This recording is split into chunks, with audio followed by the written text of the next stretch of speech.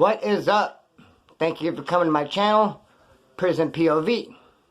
So right away, shout out to Michael from Pennsylvania. This is all you, dog. This is going out. It's already addressed. That's why I show you the backside so I don't front your address off. It's going out to you, homeboy. I got that. Thank you. However, Michael from Wisconsin, I got yours as well that you shot to me through PayPal, but homeboy, you forgot to leave an address, which is common. A lot of people do that. So I'm going to get at you through email, get your address, so I can get yours sent out to you as well. Thank you both of those fellas for donating, and I'm going to get you that sticker ASAP. Also, man, art wall. Here we go. Homeboy Larry, man, went to the P.O. box today. Got some cool stuff. Larry, show me this. Now let me just say this first. The last time I got stuff for art wall, homeboy from Rest Plague showed me the picture underneath Jack Nicholson and the sticker up there. And I put it up there, and I told you about it. From now on, I'm not going to put it up there until I show you guys. So, Larry sent me this. This is punk rock. It cracks me up. What's funny about it is the art is not all that. Yet it's like a cool frame, dude. Like the frame is top notch. And the art is all that, because it's exactly what it's supposed to be. That is the tattoo. It's on G.G. Allen on his chest. But on the tombstone, instead of saying Splinter, it'd say G.G. There's a lyrics on the edge. Straight punk rock picture. Perfect for the art wall. Thank you, Larry.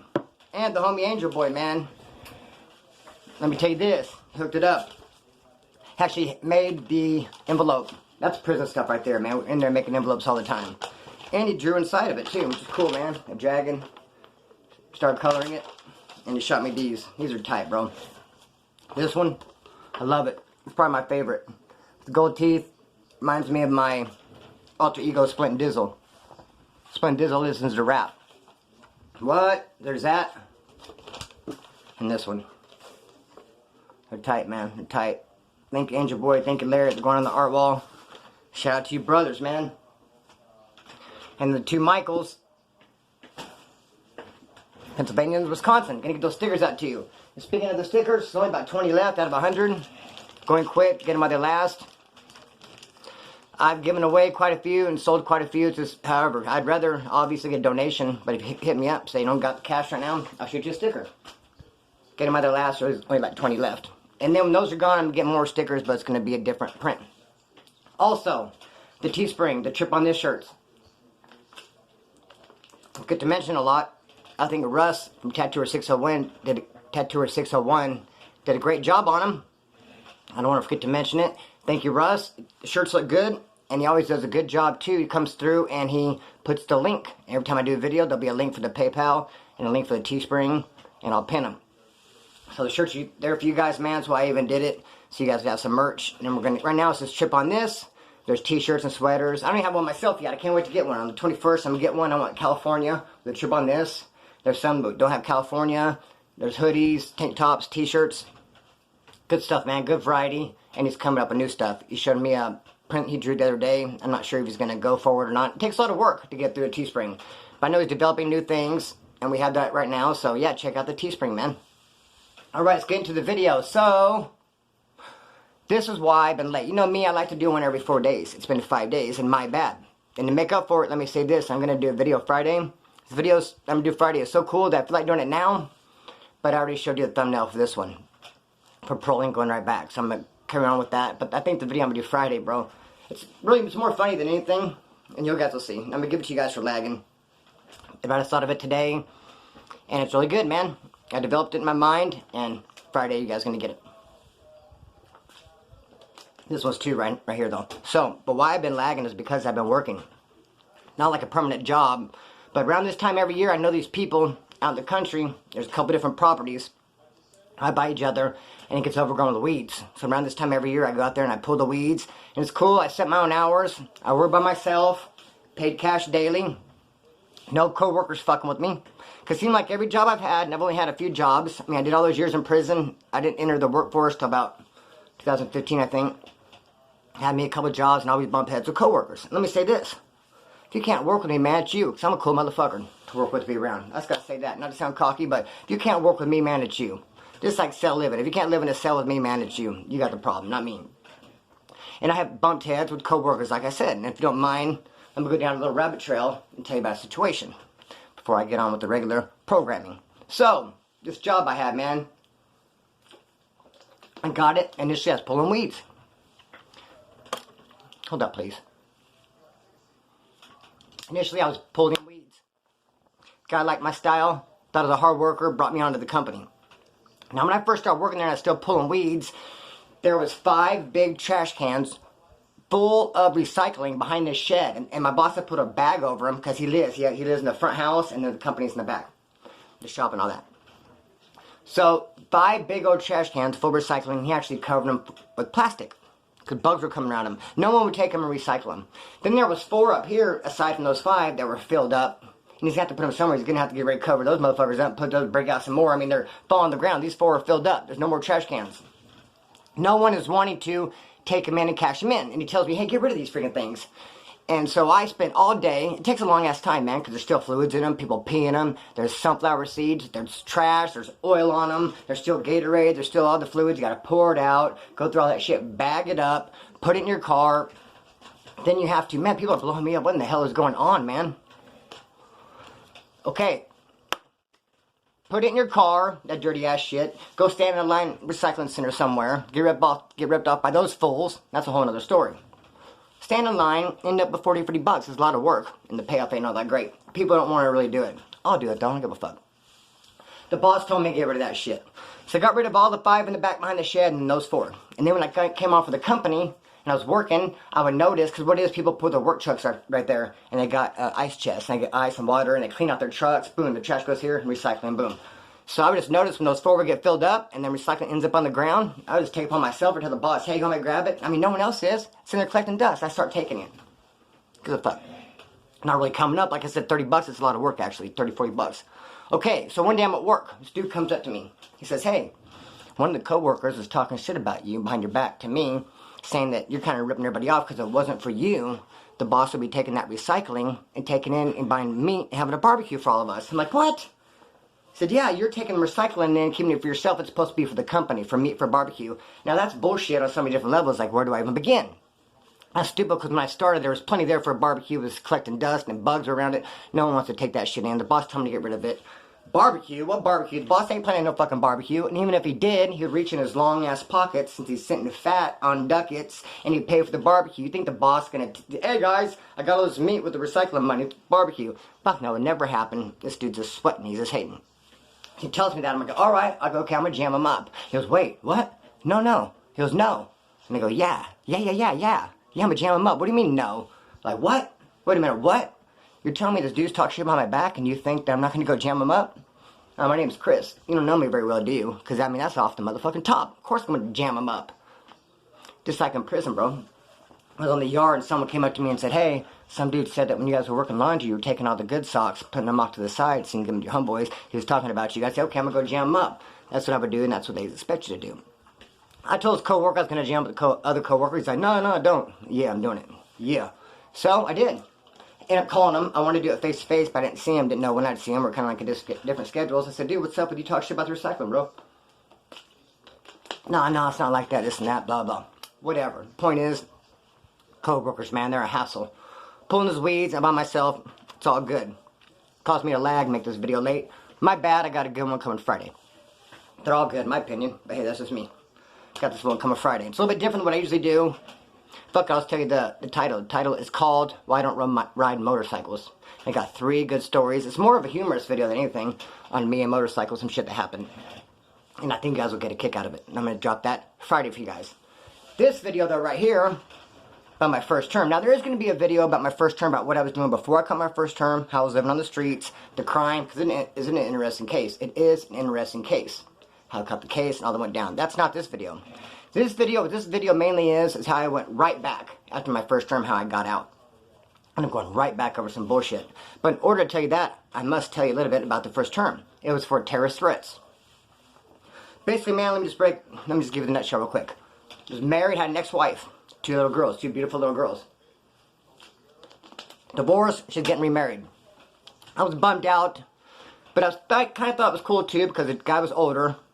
You know, it'd have been worse if he was my age, looked like me, dressed like me, my style, like one of the homeboys. Kind of like, it'd been more competition, it'd been kind of like, but I kind of liked it because it was her boss actually. He was 10 years older. Like me and him were not on the same level. I couldn't compete with him. He had his own house and shit already. offer her a lot more security. I knew they're going to have a good life.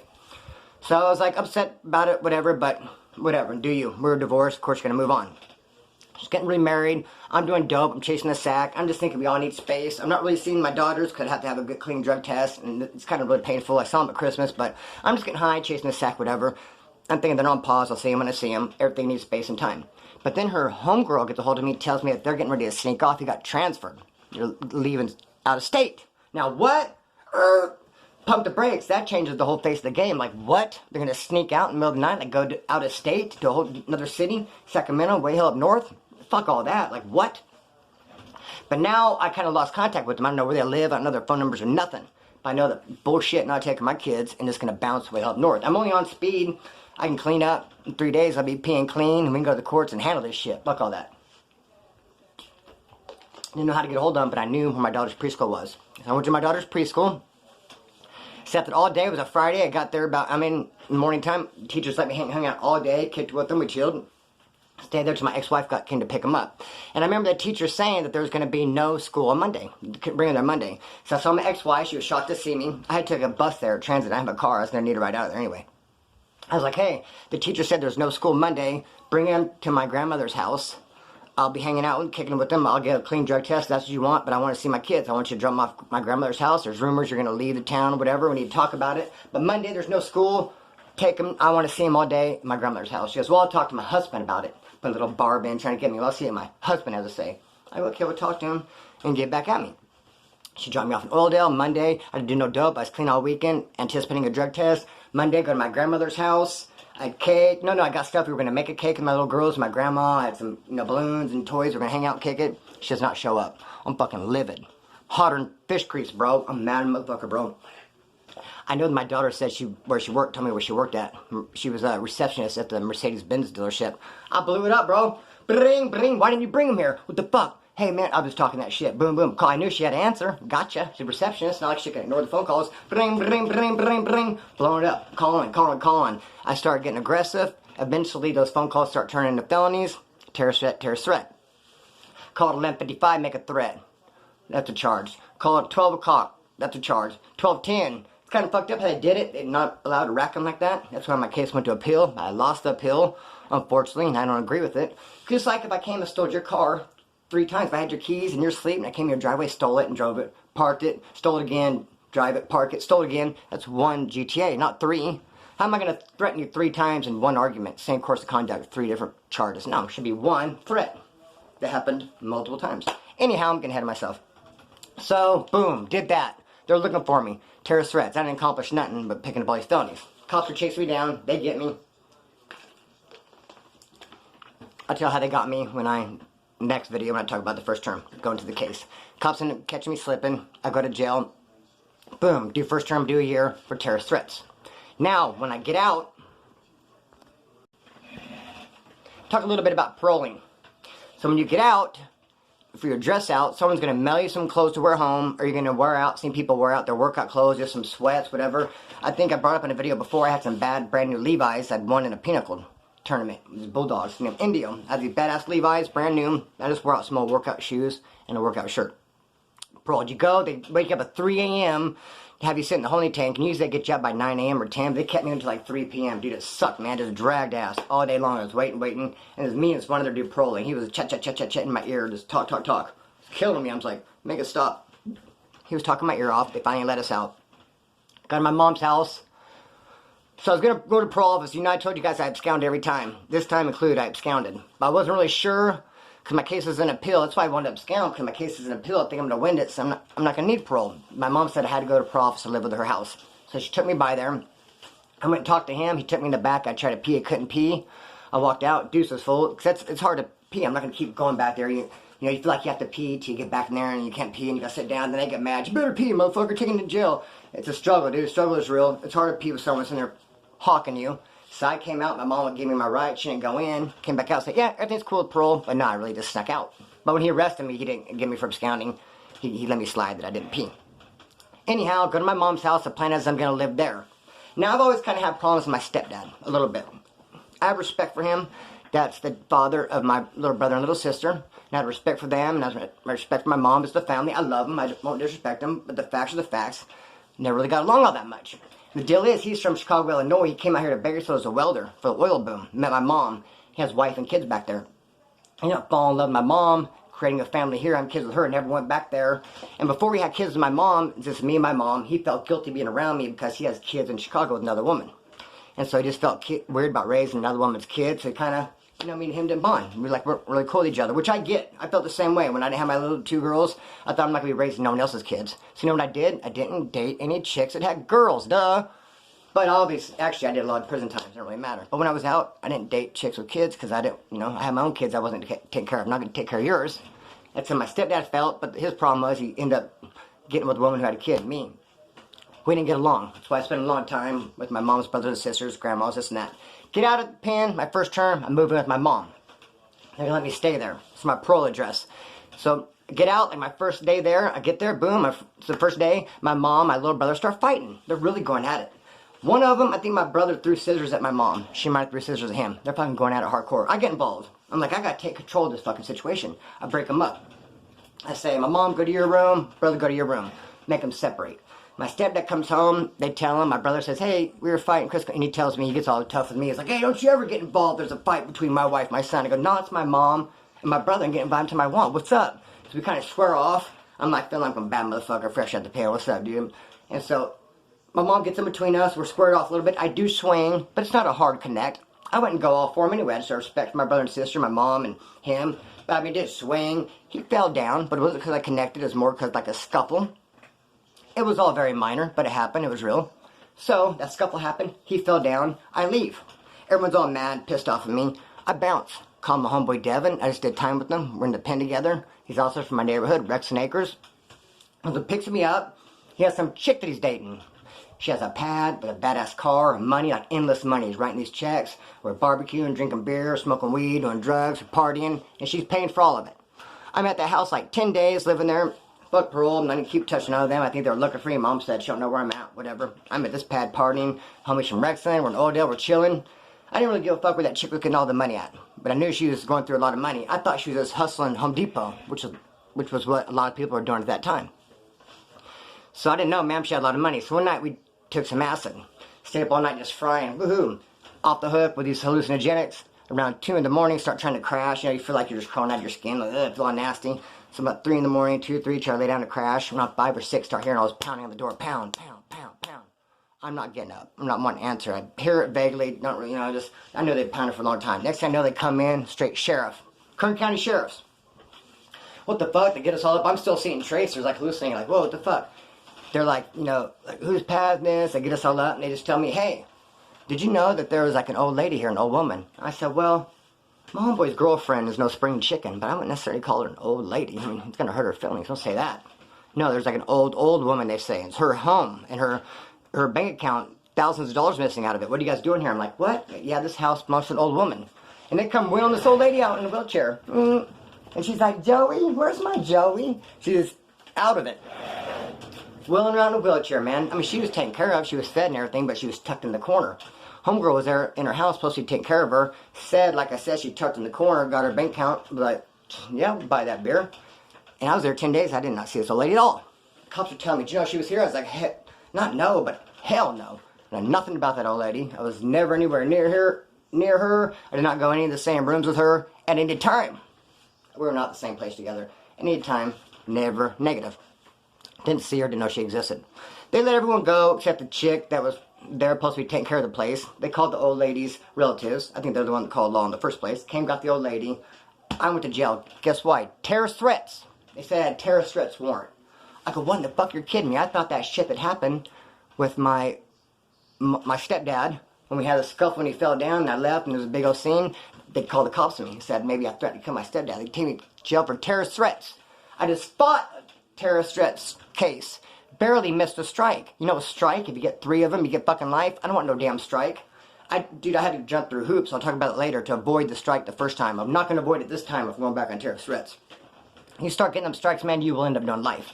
They only need a couple of violent felonies, and the third one could be stealing a fish pole. Any old bullshit. And if I had a strike for every time they'd try to give me one, I'd for sure be doing life right now. Anyway, back on a warrant for terrorist threat. They take me to jail. I'm like, fuck. Call my dad. I'm like, Dad, you can't believe it. You know that scuffle I got into with you know, my stepdad, they must have called the cops on me. I'm in here for terrorist threats. My dad goes, I'll call, I'll get it straightened out. Make some calls, know what it was, trip on this. Just the original warrant I had for terrorist threats was still on the record, still on the books. Even though I went and did time on it, when they ran my name, oh, terrorist threats. No, I just got out for doing time. They forgot to take it off. Easy. I'm like, oh, cool, it's a mistake. Come pick me up. Easy, right? Wrong. Now parole's involved. They got a parole hold on me. So now the courts did drop it, say, our mistake, no warrant. But parole's like, nah, we got him. That motherfucker's staying, dog. You're doing a motherfucking violation for us. Eat it, parole. Scandalous. So, I'm in jail. My dad calls parole and like, look, he just got out, didn't do nothing wrong. Parole's like, no. My parole officer says, look, I'm going to keep him 20 days. Any longer than that, I'd have to call him a violation. I'm going to keep him holding 20 days.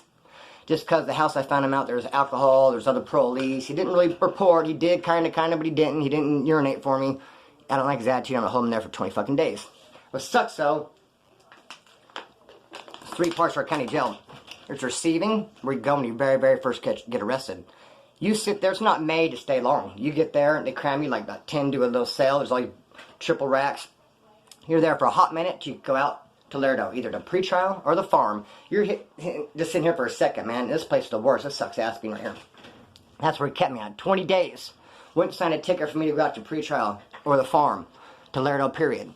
Sit right there in the worst spot for 20 fucking days. And I found out quickly why it sucks so bad, because that's where people come in, they leave, come in and leave. So I'm getting all the crybabies of people coming in. Fuck, man, you're not gonna believe what happened. Pulled me over and they found this, but I didn't know I had that. But what do you think's gonna happen? You know, I mean, everyone just goes in there and thinks you're a fucking lawyer and shit. Like, I don't know what's gonna happen, motherfucker, shit. If they think you're lying like I do, they're gonna throw the book at you. Anyways, yeah, motherfuckers coming there with all their stories. I did this, oh shit, man, anything, blah. They're bail me out, and they're going off to Laredo, and I'm sitting here comes another batch of motherfuckers. I just got this question, you got any dope? Which if they do, they don't break it out right there anyway. They wait till they get to Laredo to break that shit out. Anyway, man, my bad for lagging on you guys. I always drop one every 4 days, and I need to get better about that. Start dropping them every 3. This one's 5 days.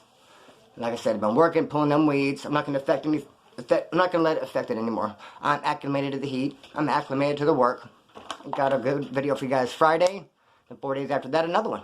I'm not sure what it's going to be, but I know what Friday's going to be. Good looking out. To Larry and Andrew boy. Cut the string on this and let it fly. Peace.